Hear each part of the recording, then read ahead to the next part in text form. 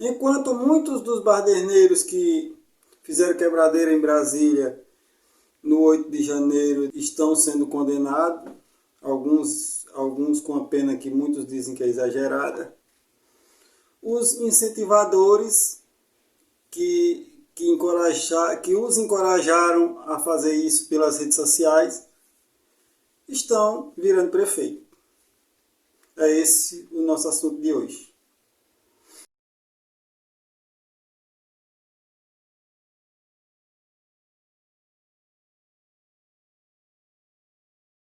Olá, galera arretada, tudo bem com vocês? Eu estou aqui mais uma vez para falar de política. Não sei se vocês querem ouvir a minha opinião sobre isso. Eu não queria, não. Nós vamos falar hoje sobre o que está acontecendo em Fortaleza e sobre a divisão na chamada esquerda do processo político. Primeiramente, eu vou falar a pessoa que eu mais votei para presidente da República, que foi o Ciro Gomes. O meu primeiro voto para presidente foi o Ciro Gomes, em 1998. Faz tempo. E esse voto foi porque eu considerava um bom governador do estado, apesar de eu ainda ser criança na época que ele foi governador, e porque na época também, a gente não sei explicar, também eu não tinha muito entendimento sobre a política, e aquele lado que ele havia representado dele, Teixeira Santos, também eu entendo que teve muitos avanços na política naquela época, com o Tasso e depois o Ciro, e fez com que o Ceará não fosse, como muitos estados por aí, que vários governadores, ex-governadores estão presos aqui no Ceará, diferentemente, parece que os governadores tiveram mais responsabilidade. A gente sabe que o governo Tasso teve alguns problemas, alguns erros, que foi a questão de privatizações, mas no contexto da obra ele fez uma boa administração. Então a questão não é a questão de direita e esquerda, é a questão de quem tem responsabilidade ou não. O Ciro Gomes, eu votei também nele em 2002, no primeiro turno, e votei em 2018.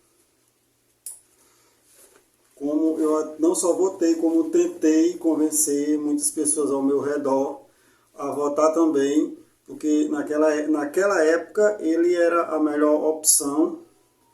Ninguém sabia dessas tramóias que tinha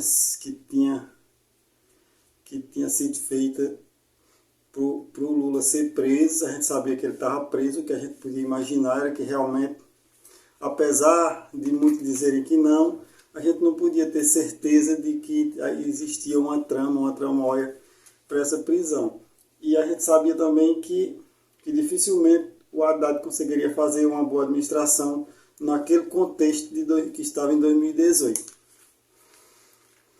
Então, no primeiro turno, eu votei no Ciro, e no segundo turno, claro, votei no Haddad, eu não iria votar na extrema-direita. E a questão é essa: de 2018 para cá, o Ciro Gomes fez apesar de ser muito inteligente, e eu acredito que é uma pessoa que tem uma preparação para administrar o Brasil, ele fez uma leitura errada desse contexto da política brasileira.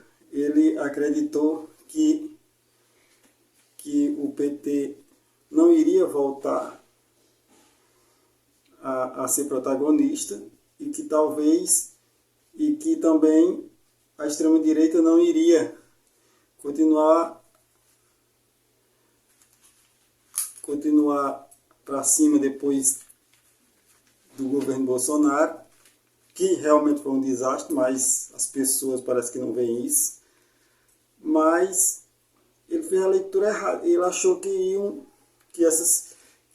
uma terceira via poderia ter chance e ele não queria se ligar ao PT para não parecer como aliado e sim como ser a terceira via. Mas não foi isso que aconteceu, por isso que eu digo, ele fez uma leitura errada e deu um tiro no pé quando foi para Paris, que virou até piada essa questão de ir para Paris, em vez de ir defender a eleição do Haddad no segundo turno. Eu entendo a mágoa que o Ciro Gomes tem do PT. A gente sabe que em campanhas políticas, como na própria campanha de 2018, tinha uma suspeita de alguns estados de que o PT tentou tomar apoio do Ciro. Só que essa questão de lutar contra a extrema-direita, na minha opinião, é uma obrigação, principalmente dos políticos que são democratas. E Ciro sempre foi, apesar de ser chamado de coronel, principalmente pelos da extrema-direita, eu sempre vejo Ciro como um democrata. Quando eu comecei a me identificar um pouco com a questão da esquerda na política, eu costumava ver o PDT como não sendo uma esquerda como era o PT, por causa da questão de ser um partido aberto a todos os tipos de liderança que vinha, principalmente lá nos lugares onde eu vivi nessa época, lá no município de Cariús, tinha os candidatos que eram tradicionais da política, que foi em 92 o seu Luiz de Sota, que já faleceu. Na época foi do PDT e ele era dos políticos tradicionais. E quando eu comecei analisando por esse lado, desses políticos do PDT que entravam e saíam, e eu não via isso diferente do PT. Até agora, né? Porque esse ano o PT fez a mesma coisa que todos os outros partidos fazem, filiar todo mundo que quisesse se filiar e estivesse disposto a apoiar o governo do Estado. Mas eu assisti documentários sobre Leonel Brizola e eu percebi que Leonel Brizola era muito mais esquerda do que Lula.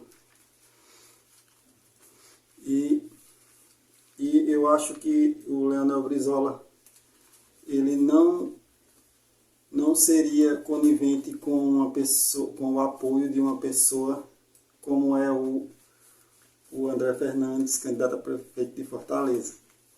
Eu acredito que o Leonel Brizola jamais apoiaria alguém que é defensor da ditadura e que tentou trabalhar para que essa ditadura voltasse, porque Brizola foi alguém que teve que se exilar na época do regime militar, que não aceitava uma oposição de verdade. A única oposição que tinha era o MDB, porque na verdade não era uma oposição. Quem estudou história sabe. Quem não estudou, tem que ver qualquer documentário de história sobre a época, sabe como era que funcionava. Não precisa ser especialista. E eu acho que o Brizola não apoiaria isso. Essa é a minha opinião pela leitura, pelo que eu vejo sobre o Brizola, que era mais esquerda do que o próprio Lula. Em 2026, eu vejo muitas notícias sobre política e eu estou vendo que para 2026 pode ter uma nova divisão na esquerda cearense, não só pela questão do Ciro, mas também do Cid, que parece que ele está querendo o governo do Estado. Eu acho que não é muito inteligente da parte do Cid tentar o governo do Estado, porque isso dividiria a esquerda e faria com que a extrema-direita chegasse ao poder no estado do Ceará.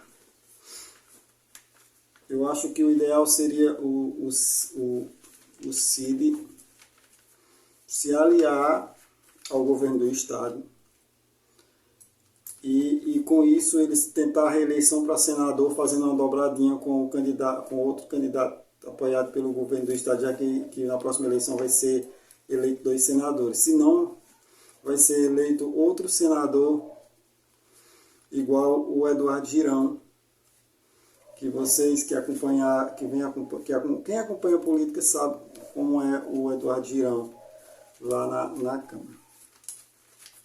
E tem grande chance da extrema-direita chegar ao poder no estado do Ceará. E existe um diferencial muito grande entre o André Fernandes e o capitão Wagner na questão da eleição. E eu acredito que foi isso que fez a diferença lá em Fortaleza, que é a questão das igrejas evangélicas. O capitão Wagner não tem esse apoio grande dos evangélicos. E o André Fernandes tem. Eu vi um vídeo de uma igreja lotada de gente, com o pai do André Fernandes, que é deputado estadual, e muita gente mesmo com um adesivo do 22 no peito, cantando "Quem é cristão não vota em leitão". A questão do áudio da música, eu não sei se é original, mas o vídeo com as imagens a gente sabe que dá para perceber que não é uma montagem e que é as coisas que estão acontecendo dentro da igreja. E se isso vier para o governo do estado e a esquerda não estiver bem unida, vai dar um problema sério para o estado do Ceará. Pessoal, isso é o que eu queria falar, isso é só a minha opinião. Se você pensa diferente, aí não é problema meu. E eu só estou prestando aqui a minha opinião sobre o que eu acho. E é isso. Essas coisas que estão acontecendo com o Ciro, com o Roberto Cláudio e o atual prefeito de Fortaleza, Sarto, eu só digo uma coisa: Brizola não faria isso. Pois é. Valeu!